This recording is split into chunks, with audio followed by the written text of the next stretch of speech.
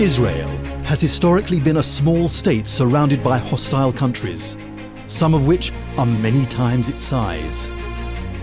In its first 50 years, it found itself engaged in 5 full-scale wars.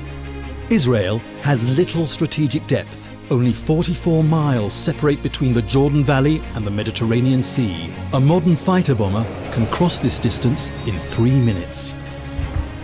After the Six-Day War in 1967, when Israel came under attack by 4 armies on 3 fronts, UN Security Council Resolution 242 declared that Israel had the right to live in peace within secure and recognized boundaries, free from threats or acts of force. It was not expected to withdraw fully to the fragile armistice lines from which it had been repeatedly attacked. Prior to Israel's unilateral disengagement from the Gaza Strip in 2005, President George W. Bush sent Prime Minister Ariel Sharon a letter of assurance about the West Bank, in which he stated, "The United States reiterates its steadfast commitment to Israel's security, including secure, defensible borders." Both houses of the US Congress overwhelmingly approved the letter. What are Israel's defensible borders? The Jordan Rift Valley. The Jordan Rift Valley, Israel's eastern frontier, forms a natural barrier between Israel and Jordan, and beyond Jordan, Iraq and Iran. The Jordan Valley and the mountains that dominate it create a steep 4,200-foot virtual wall opposite any force attacking from the east. In the past, Israel faced numerically superior conventional armies. Though outnumbered, it succeeded in winning decisively by fully exploiting the principles of ground warfare. Today, Israel faces mainly terror armies like Hezbollah, Hamas, and ISIS. It must be stressed that as long as wars are fought and ultimately won by the maneuver of land armies, then terrain and strategic depth will remain at the core of Israeli national security.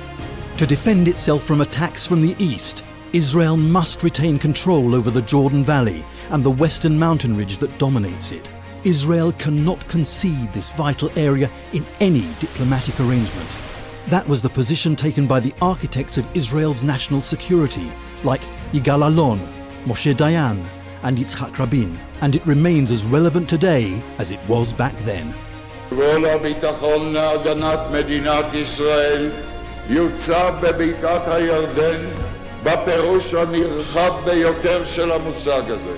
Israel's mountain ridge. Israeli withdrawal to the 1967 lines, really the 1949 armistice lines, would be suicidal.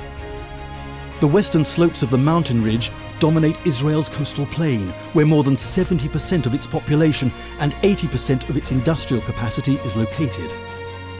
All flights in and out of Israel's main international airport, Ben Gurion, would be threatened by shoulder-launched anti-aircraft missiles. Vital early warning stations facing east would be lost. With terror armies increasingly using low-flying drones in Syria and Yemen, Israel must protect its air defense assets all along this critical terrain. With a full withdrawal, the country's width would be reduced to a narrow 9-mile waistline and would be impossible to defend.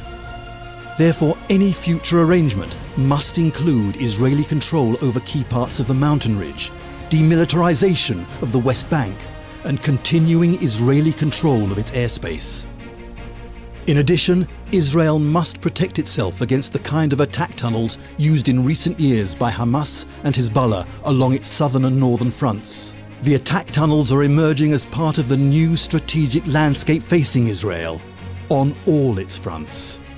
To preclude their use, Israel must retain overriding security responsibility within the area from the Jordan River to the Mediterranean Sea.